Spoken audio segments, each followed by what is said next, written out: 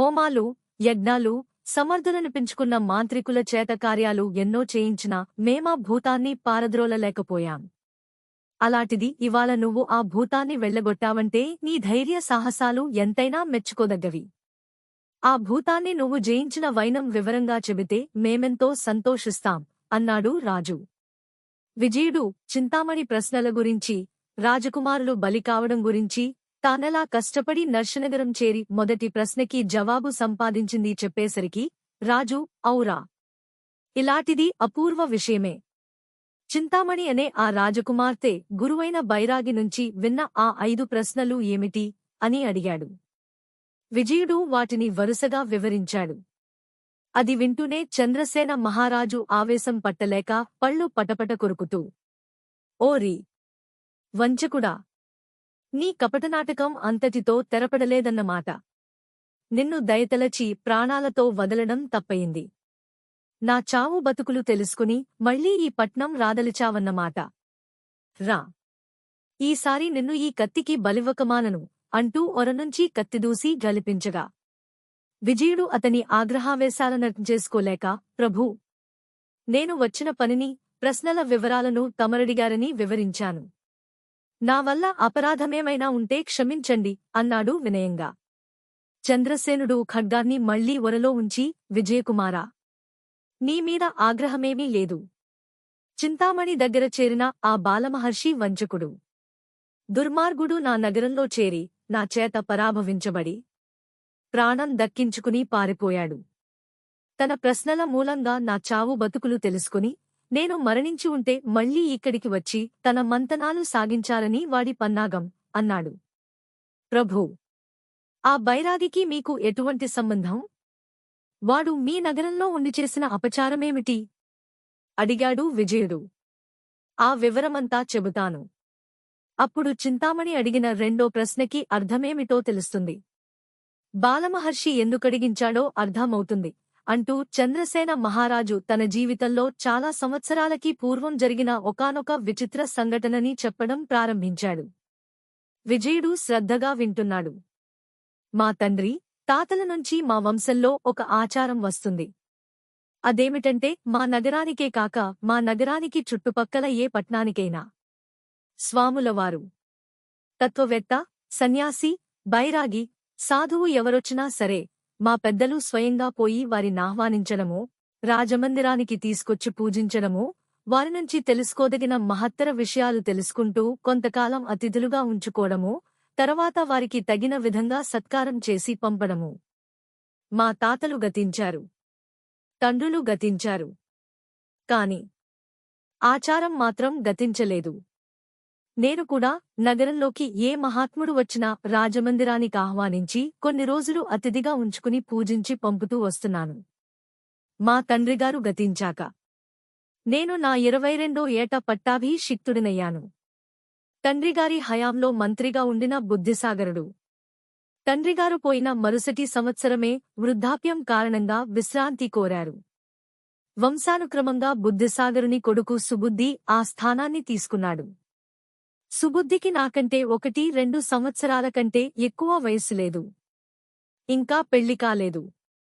తండ్రుల స్థానాలను కొడుకులం ఆక్రమించి పరిపాలనా విభాగాన్ని సక్రమంగానే జరిగిస్తున్నాం. మా తల్లిగారైన సులోచనాదేవి నాకు త్వరలో వివాహం జరిపించాలని తొందరపడడమే కాకుండా సుబుద్ధిని నిత్యమూ అంతఃపురానికి పిలిపించి వివాహ విషయం గురించి హెచ్చరించేది. అతను అదే ప్రయత్నంలో ఉన్నాడు. మా మహానగరానికి 12 యోజనాల దూరంలో ఉన్న జయపుర సంస్థానాధీశ్వరుడు ధనపాలుడు తన కుమార్తె నిర్మలాదేవికి స్వయంవరం చాటించాడు. మాకు ఆహ్వానం పంపాడు. నాకు వెళ్లబుద్ధి కాకున్నా సుబుద్ధి మాత్రం ప్రోత్సహించాడు. ఆ విషయంలో మేమిద్దరమూ కొంచెం తర్కించుకున్నాం. రాజకుమారా! 10 మంది రాజకుమారులతో పాటు తమరు కూడా నిర్మలాదేవి స్వయంవరానికి పోవడం ఉచితం. ఆ కన్య రూపురేఖలలో అఖండ విఖ్యాతిని పొంది ఉంది. అటువంటి అందగత్తెను మనమెప్పుడూ ఎక్కడా చూసి ఉండమని చదివాను. అందుచేతనే ప్రభువులనింతగా ఒత్తిడి చేయవలసి వచ్చింది అన్నాడు మంత్రి. సుబుద్ధి, నువ్వు తెలుసుకున్న విషయం యథార్థమే కావచ్చు. కాని వివాహ సందర్భంలో పోటీలు, పరీక్షలు, స్వయంవరాలు మొదలైన వాటిని నేనంగీకరించను. ఎందువల్లనంటే ఎందరో రాజకుమారులలో స్వయంవర విజయం ఒకరిదే అవుతుంది. మిగిలిన వారందరికీ ఓటమే. అది ఎంత చిన్నతనమనిపిస్తుంది వారికి. అలాంటి అవమానాలకు మనమెందుకు అనవసరంగా గురికావడం? తమరు చెప్పింది సత్యమే. కాని మనం వెళ్ళని సందర్భంలో ఒకవేళ వెళ్ళి ఉంటే మనమే విజయం పొందే వాళ్లమేమో. అయ్యో, వెళ్ళి ఉండవలసింది అన్న అసంతృప్తి మనసుని పీడించవచ్చు. అదృష్టాన్ని పరీక్షించుకునే అవకాశాన్ని జారవిడుచుకోవడం అవుతుంది. వెళ్ళకపోతే అందుకే తమరు వెళ్ళాలి. పోటీలలోనూ స్వయంవరంలోనూ విజయం పొందని వారు అసమర్థులని, అనర్హులని భావించేవారు అవివేకులే అవుతారు. అలాంటివారిని పట్టించుకోనక్కర్లేదు. అతని మాటలు సమంజసంగానే తోచాయి. అందుచేత అతన్ని కాదనలేక నీ ఇష్టప్రకారమే కాని అనేశాను. మంత్రితో పాటు మా తల్లి కూడా ఆనందించారు. ధనపాలుడు పేరుకి తగ్గట్టే ధనవంతుడని అతన స్వయంవరానికి చేసిన ఏర్పాట్ల వల్ల అర్థమైంది. ఏం నగరం, ఏం భవనాలు! అతని ఐశ్వర్యంలో సగమేనా ఉండదు మాది. స్వయంవరమండపమైతే మయ సభనే గుర్తు తెచ్చేలా ఉంది. సుమారు 1000 మంది రాజకుమారులు స్వయంవరానికి రావించబడ్డారు. ఆ మహాసభలో నేను కూర్చున్నాను. అందాల పాలవెల్లి అని జగద్విఖ్యాతి పొందిన నిర్మలాదేవి సౌందర్య సంపదను ఎన్నికళ్లతో తిలకించాలో, ఆమెచే అందరిలోనూ వరించబడే భాగ్యశాలి ఎవరో? ధనపాల మహారాజు ఉపోద్ఘాత వచనాల అనంతరం నిజంగానే అందాల పాలవెల్లి, ఆది దేవుని అసమాన కళా సృష్టి అనదగిన నిర్మలాదేవి ఒక చెలికత్తె వెంట తలదించుకుని హంసనడకలతో వస్తూంటే విధాత నాకు 1000 కళ్ళివ్వలేదే అని విచారించాను. ఆమె చెలికత్తెతో ఒక్కొక్క రాజకుమారుడి వద్ద నిలబడి చెలికత్తె చెప్పేది వింటూ, రాజకుమారుణ్ణి ఒక్కసారి చూసి ముందుకి సాగిపోతూ క్రమంగా నా వేపు రాసాగింది. నా గుండెలు వేగంగా కొట్టుకోసాగాయి. ఆమె వేగంగా నన్ను దాటిపోతే నా గుండె దడ తగ్గుతుందనుకుంటే ఆమె చేతిలోని వరమాల తటాలున నా కంఠంలో పడింది. విజయకుమారా! నేను విభ్రాంతుడియ్యాను. ఒళ్ళు చెమటలు పోసింది. అది కలో నిజమో నమ్మలేకపోయాను. కల కాదని నిర్మలాదేవి నన్ను వరించిందని గ్రహించాక ఆనందం ఆపుకోలేకపోయాను. నాకు ఆ భాగ్యం కలిగించిన మంత్రికి 1000 నమస్కారాలు పెట్టాను. తర్వాత ఇంకేముంది? అమ్మా, బంధువులు అక్కడికి రప్పించబడ్డారు. ఘనంగా వివాహం జరపబడింది. బంధుకోటి పెళ్లి కుమార్తెను చూసి దివ్యకామిని అన్నారు. ఆమె సౌందర్యం చూసి ఆశ్చర్యపోని వారులేరు. ఈడు జోడులలోనే కాక ముమ్మూర్తులా నన్నే పోలి ఉందన్నారు. వయసులో మా మధ్య 2-3 ఏళ్ల కంటే తేడాలేదు. ఒళ్ళు, కళ్ళు, పొడవు, రంగు అన్నిటిలోనూ నేను ఆమెనట. ఆమె నేనేనట. బంధువులందరూ విడ్డూరంగా చెప్పుకున్నారు. వివాహం జరిగాక కొన్నాళ్లుంతారింటి దగ్గరే వేడుకలతోనూ ఉత్సవాలతోనూ జరిపి ఒక శుభముహూర్తంలో మా ఊరు బయలుదేరాము. 2 వేపుల జనము 1000 మందికి పైగా ఉన్నాము. గుర్రాలు, బళ్ళు, మేనాలు, మంగళవాద్యాలు. ముందర కాల్బలం, వెనుక అశ్వదళం, తరువాత మేనాలు, వాటి మధ్యలో పెళ్లికుమార్తె నిర్మల ఉండే పల్లకి, వారి వెనుక నేనొక ఉత్తమాశ్వం మీద ఉన్నాను. నా వెనుక ఒంటెలు, ఏనుగులు మొదలైన వాటిమీద సామానులు, వారు వెనుక మళ్లీ కాల్బలం. ఇలా ప్రయాణం చేస్తూ మధ్య మధ్య విడిదిలు చేస్తూ 12 యోజనాలలో 6 యోజనాలు గడిచాయి. మహానగరంలో మమ్మల్నాహ్వానించడానికి సుబుద్ధి ఉత్సాహంతో అలంకరణలు మొదలైన ఏర్పాట్లు చేస్తున్నాడు. మేము ప్రయాణం సాగిస్తూంటే ఒక సాధువు ఎండదెబ్బ తగిలి కాబోలు వడగొట్టి మా తోవ కడ్డంగా పడున్నాడు. కొందరు గుర్రాలు దిగి అతన్ని పరిశీలించి వచ్చి, ప్రభూ, ఎవరో సాధువు వడదెబ్బకు పడిపోయాడు. కాస్సేపటిలో అతని ప్రాణాలు పోయేటట్లున్నాయి అని చెప్పారు. సాధువు పడిపోయాడు అనే మాట చెవిన పడడమేమిటి? నేను గుర్రం మీదనుంచి ఉరికి ఎక్కడా అంటూ పరుగెత్తి చూశాను. సాక్షాత్తు పరమేశ్వరుని అవతారంలా శిరమున జటాజూటం, చేతిలో త్రిశూలం, శంఖం. తేజస్వరూపుడు. మార్గాని కడ్డంగా పడి కొస ప్రాణంతో ఉన్నాడు. నేను వెంటనే చల్లని నీరు తెప్పించి అతని ముఖం మీద జల్లి ఉపచారాలు చేయగా తెప్పిరిల్లినట్లు కనిపించాడు. నేను చాలా సంతోషించాను. సాధువులన్నా బైరాగులన్నా మా కుటుంబానికి చాలా గౌరవమని చెప్పాను కదా ముందే. అతను కొంచెం తేరుకోగానే ఇతనిని తీసుకుపోయి ఏ మేనా ఖాళీగా ఉంటే ఆ మేనాలో విశ్రాంతిగా పడుకోబెట్టండి. మేనాలో ఉన్నవారిని మాత్రం దించొద్దు అని ఆజ్ఞాపించాడు. కొందరు పరిచారకులు తక్షణం ఆ సాధువుని చేతుల మీద కెత్తుకుని తీసుకువెళ్లారు. మళ్లీ మేము ప్రయాణం చేస్తూంటే ఒక పరిచారకుడు నా దగ్గరకొచ్చి, ప్రభూ! ఏమైనా చూసినా పిల్లలు స్త్రీలు పడుకుని ఖాళీగా లేదు.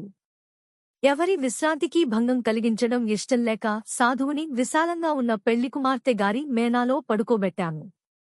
అది 5-6గురికేనా విశాలంగా సరిపోతుందని తమకు మనవి చేస్తున్నాం అన్నాడు. మంచిపని చేశారు.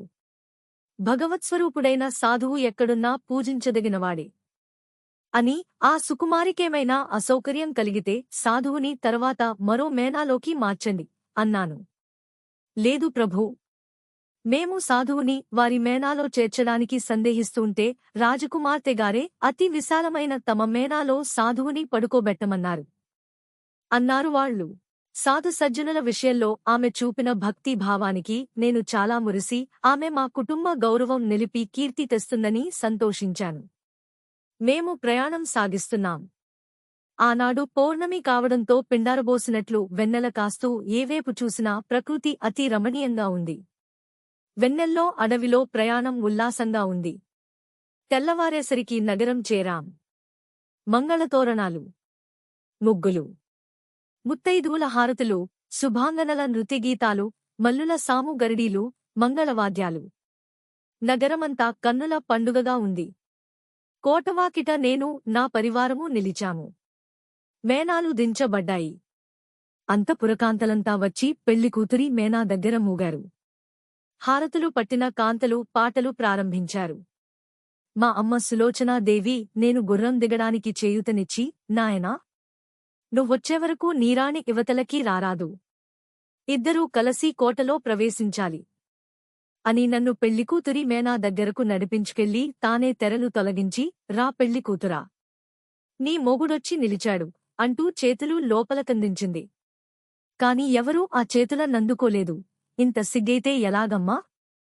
రాజుగారికి నిలువు జీతం ఎంతసేపు అంటూ కొందరు పడుచు పిల్లలు పెళ్లికూతుర్ని లాక్కురావాలని మేనాలో దూరారు. ఏది? ఎక్కడా? పెళ్లి కూతురులేదే అంటూ వాళ్లు ఘోళ్ళుమంటూ యువతలకి ఉరికారు. ఆ పెళ్లి కూతురు లేదా అంటూ మా అమ్మ మేనాలోకి వెళ్లి తిరిగి వచ్చింది. ఇదేం ఘోరం! నిర్మలాదేవి లేదు. ఏమైనట్లు అంటూ ఆవిడ నిర్ఘాంతపోయింది. నాకు సాధువు సంగతి గుర్తొచ్చింది. సాధువున్నాడా? దగ్గుతికతో అడిగాను. సాధువు లేడు, సన్యాసి లేడు అంది మా అమ్మ నిస్పృహతో. విజయకుమారా! అప్పటి నా స్థితి ఎలా ఉంటుందో నువ్వే ఊహించుకోవాలి. తల తిరిగిపోతూ కళ్ళు చీకట్లు కమ్మాయి. ఏమనుకోవాలి? ఏం చెయ్యాలి? ఏమీ అర్థం కావడం లేదు. ఈ వార్త నిమిషంలో అందరికీ చేరిపోయింది. పెళ్లికూతురు పరారయింది. ఒకరు ఎవరో సాధువు, మరొకరు ఏం పాపమో, ఇంకొకరు మహామాయ, వేరొకరు ఇలా ఎవరికి తోచినట్లు వారు వ్యంగ్యంగా గూఢార్థం ధ్వనింపజేస్తూ సానుభూతి ప్రదర్శించసాగారు. కొందరు గుసగుసలు మొదలుపెట్టారు. ఈ దుర్వార్త విని సుబుద్ధి మా దగ్గరకు పరిగెత్తుకొచ్చాడు. దేవి నిర్మల కనిపించడం లేదా? నేను తడబడుతున్న గొంతుకతో అతనికి విషయమంతా వివరించాను. సుబుద్ధి తిరిగి నగరం చేరుకునే వరకు నాకా బైరాగి ధ్యాసే లేకపోయింది. తీరా ఇక్కడికి వచ్చాక చూస్తే ఆమె లేదు. బోయిలనడిగితే మాకేమీ తెలియదు, మేనా ఎక్కడా దించలేదు అంటున్నారు. మొదటినుంచీ మా కుటుంబానికి సాధు సజ్జనుల యందుండే భక్తి గౌరవాలు తెలిసిన సుబుద్ధి నేను చేసిన పనికి ఆశ్చర్యపడలేదు. కాని ఆ ఘోరం గురించి కొంచెంసేపు తీవ్రంగా ఆలోచించాడు. నాకైతే మతిపోయి బుర్ర పనిచేయడం మానేసింది. మానహాని, లోకనింద అన్నట్లు తయారైంది నా బతుకు. ఆ మహామాయమిటో నాకర్థం కాలేదు. 1000 మంది రాజకుమారుల స్వయంవరంలో అపరంజి బొమ్మలాటి రాజకుమార్తెచే వరించబడి వివాహం చేసుకుని మందిరంలో అడుగు పెట్టకముందే ఆమెను పోగొట్టుకున్నానే అన్న విచారం. జనం అనుకుంటున్న మాటలకు అవమానం. రెండింటితోనూ తలెత్తలేకపోతున్నాను. అప్పుడు ప్రభూ, ఆలోచించి ప్రయోజనం లేదు. అనుమతివ్వండి. నేనిప్పుడే సైనిక బలాలతో పోయి ఆమె ఎక్కడున్నా, ఎందరు రాజులనైనా జయించాయినా సరే, మీ సతిని మీకు చేర్చుతాను అన్నాడు సుబుద్ధి. ఎవరికీ చెప్పకుండా మార్గమధ్యల్లో మాయమైన పడుచును పట్టి తీసుకురావడం ఏమంత మర్యాద గౌరవప్రదము అయిన పని కాదేమో అన్నారు మా అమ్మగారు. నా తల నేలకేసి కొట్టుకు చద్దామా అన్నంత అభిమానం కలిగింది నాలో.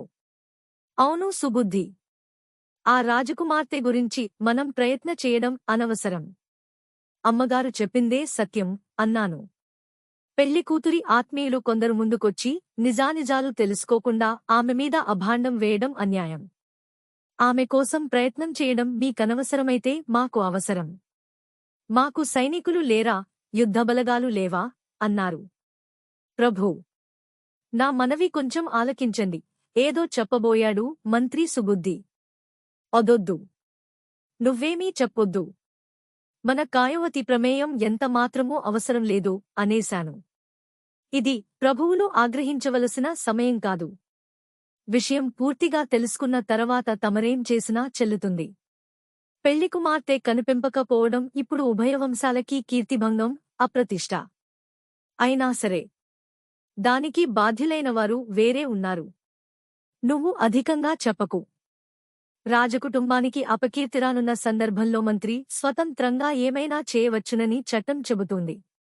కనుక ప్రభువుల కాగ్రహం కలిగినాసరే రాజకుటుంబ గౌరవాన్ని నిలపడం కోసమో, రాణీగారి రక్షణ కోసమో రాజాజ్ఞను ధిక్కరించడమే అయినా నేనిప్పుడే సైన్యంతో పోయి పెళ్లికూతురేమైందో తెలుసుకుంటాను, సాధిస్తాను అని అతను నా జవాబుకెదురు చూడకుండా వెళ్ళిపోయాడు. అత్తవారు, ఆత్మీయులు కూడా ఒక్కొక్కరూ మౌనంగా అక్కడినుంచి వెళ్ళిపోయారు. నేను ఎవరితోనూ మాట్లాడకుండా ఏకాంత మందిరానికి వెళ్ళిపోయాను. ఎక్కడి వేడుకలక్కడే చప్పగా చల్లారిపోయాయి.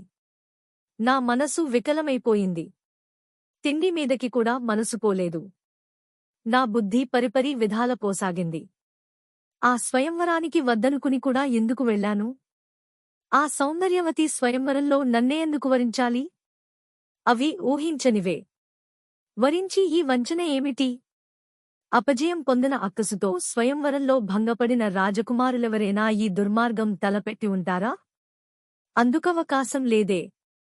పగవాళ్లు చొరడానికే వీలులేనంతగా ఉండే నా పరివారం ఎవరైనా అలా ప్రయత్నించినా ఆమె అంతగోల చేస్తుంది.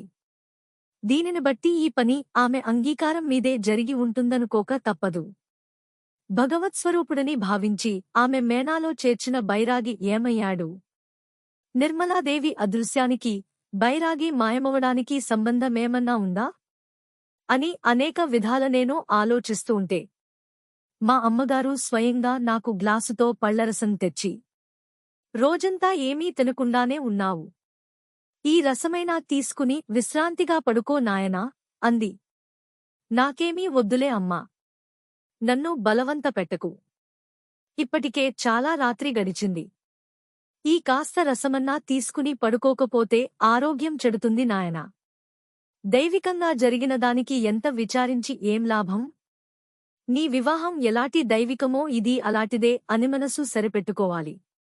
అలాంటి రాజకుమార్తెలెందరు నిన్ను వరించరు? నాకిప్పుడమేమీ చెప్పకమ్మా, నువ్వెళ్ళి పడుకో. సుబుద్ధి నగరం వదిలిపోయాడటనా అడిగాను. 1000 మంది భటులతో సహా వెళ్లాడు.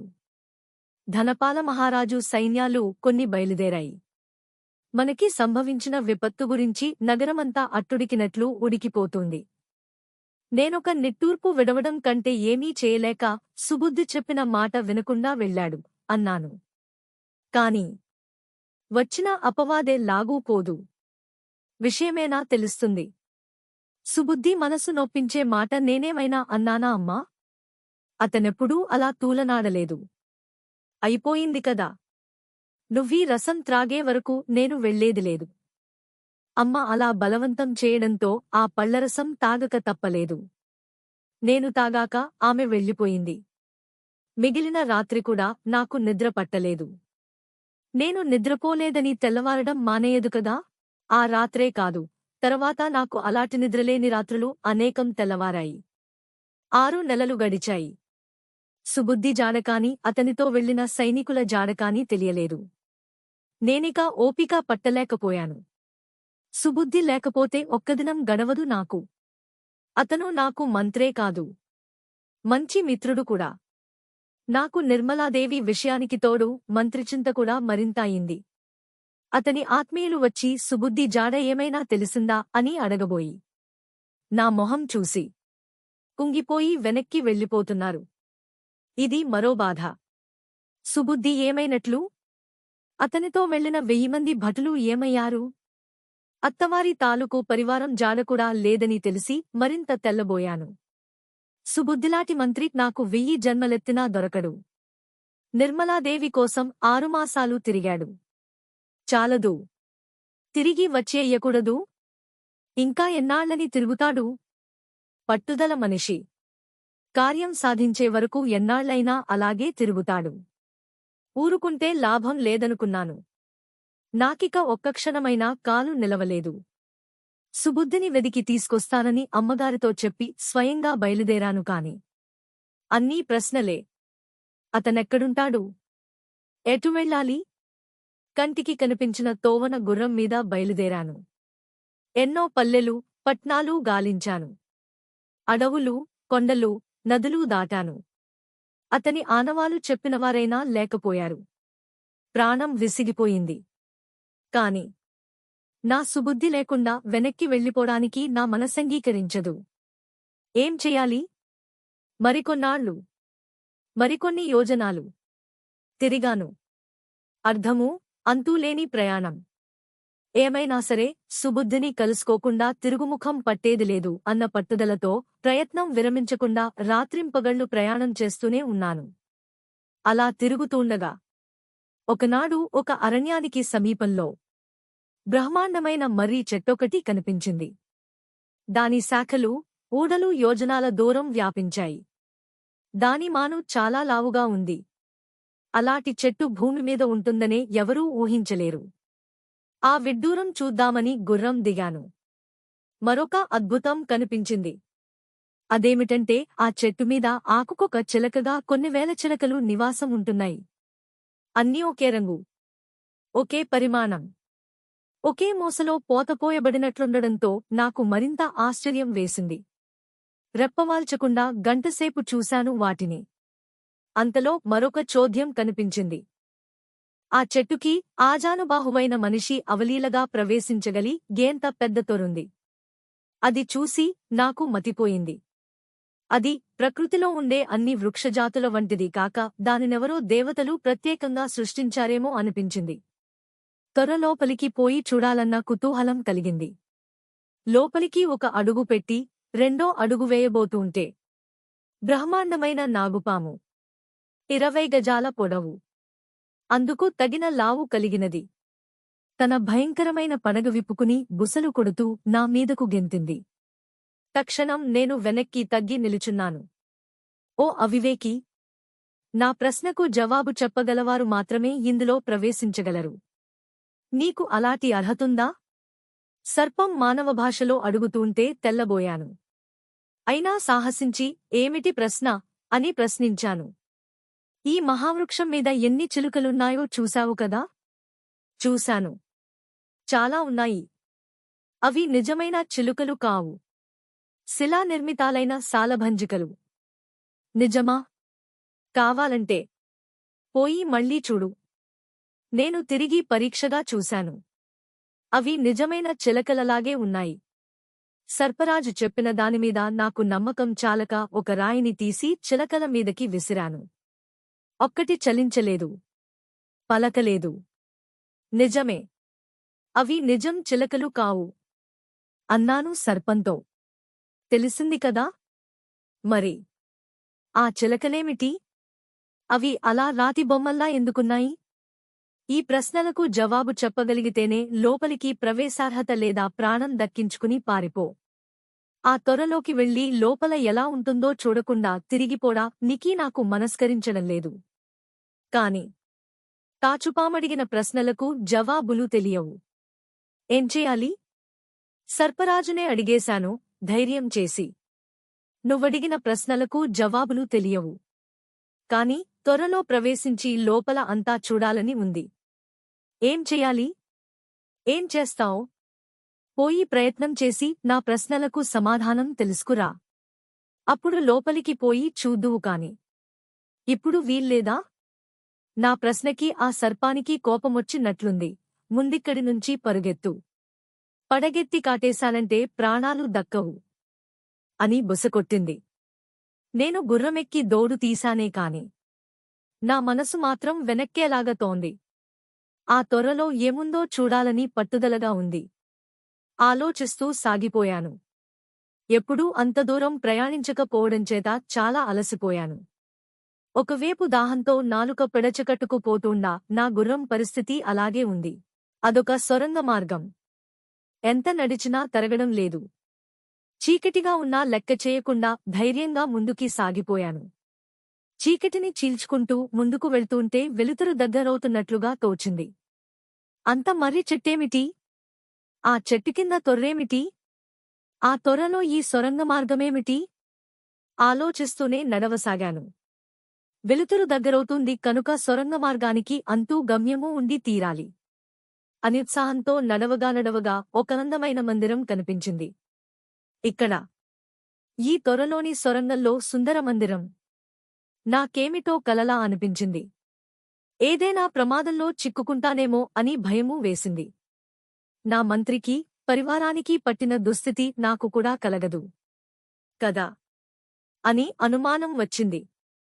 అయినా అంత దూరమూ వచ్చాక అసలు విషయం తెలుసుకోకుండా మళ్ళీపోవడం జరగదు కనుక మెల్లగా ఆ మందిరంలో ప్రవేశించాను. మందిరంలో 4-5 విశాలమైన గదులు, నేలమీద రమ్యమైన తివాసీలు, సోఫాలు. వాటి కటూ ఇటూ పూలకుండీలు. వాటికి దగ్గరగా నిలువుటద్దాలు. వాటి పక్కన శృంగారపటాలు, ముఖ్మల్ పరుపులు, దిండుతో మృదువైన పాన్సులు. అదొక విలాస మందిరంలా ఉంది. రాజాధిరాజులో, విలాసపురుషులో విశ్రమించే ఏకాంత స్థలమై ఉంటుందనుకున్నాను. కాని ఎక్కడా మనుషుల అలికిడి లేదు. 2-3 గదులు దాటిపోయాను. ఒక గదిలోంచి స్త్రీ ఆర్తనాదమూ, ఆమె గద్గద స్వరము వినిపించాయి. నా గుండెలు ఝల్లుమన్నాయి. నేనక్కడి వారి కళ్లబడితే ప్రమాదమని తెలుసుకాని ఆ ఆర్తనాదం ఏం చెయ్యాలా అని ఆలోచిస్తూ ఉంటే రెండవ మనిషి గొంతుక కూడా వినిపించింది. తక్షణం వెనక్కి తగ్గాను. గదికి పక్కగా ఖాళీ స్థలంలో గుబురుగా పెరిగిన గున్నమామిడి చెట్ల గుబురులో గువ్వలా దాక్కుని కూర్చున్నాను. అయినా వారి మాటలన్నీ ఆ గదిలోంచి నేనున్న చోటుకి చక్కగా వినపడుతూనే ఉన్నాయి. ఆ గదిలో ఒక స్త్రీ, ఒక పురుషుడు ఉన్నారని అర్థమైంది. వారి సంభాషణలు నాకు వినపడసాగాయి. నేను భోగించిన స్త్రీలు వందలాది మంది ఉన్నారు. కాని వారందరిలోనూ నీలాటి సుందరాంగి ఒక్కతే కూడా లేదు. అందుకే అంత శ్రమపడి నిన్నిక్కడికి తెచ్చుకున్నాను. విజయపురంలో నువ్వు మీ తండ్రిగారైన ధనపాల మహారాజుగారి దగ్గర ఉన్నప్పుడు చెల్లులతో కలసి పూలతోటలో విహరిస్తుండగా నీ జగన్మోహన రూపాన్నొకసారి చూడడం జరిగింది. ఆనాటినుంచే నీ మీద మరులుకున్నాను. తపస్సులు ధారపోసినా ఫలితం లేకపోయింది. నీ స్వయంవరంలో నేను కూడా ఒక మహారాజు వేషం ధరించి రాజులతో పాటు కూర్చోవడం ఎవరికీ తెలియదు.